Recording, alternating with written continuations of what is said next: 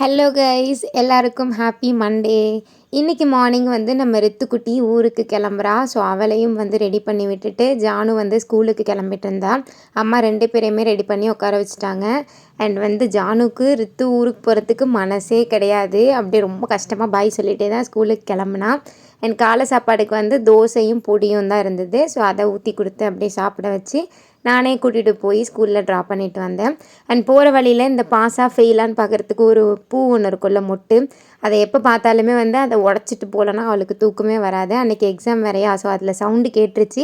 அதனால் மேடம் கண்டிப்பாக பாஸுன்னு வந்து ஜாலியாக போயிட்டாங்க. அண்ட் வீட்டில் கிச்சன் டெக்கரேட் பண்ணுறதுக்காக எல்இடி லைட் ஸ்ட்ரிப் தான் வாங்கிட்டு வந்திருந்தோம். ஸோ நிறைய வீடியோஸில் பார்த்து நம்ம வீட்லேயும் ஒட்டினா எப்படி இருக்கும் அப்படின்னு சொல்லிட்டு, ஸோ அதை வந்து நானும் அக்காவும் வந்து ஒட்டிகிட்டு இருந்தோம். அண்ட் அவுட்புட் வந்து ரொம்பவே சூப்பராக வந்துருந்துச்சு. அந்த கலர் லைட் வந்து ரொம்ப காம் அண்ட் குட்டாக இருந்தது அங்கே நிற்கிறதுக்கே.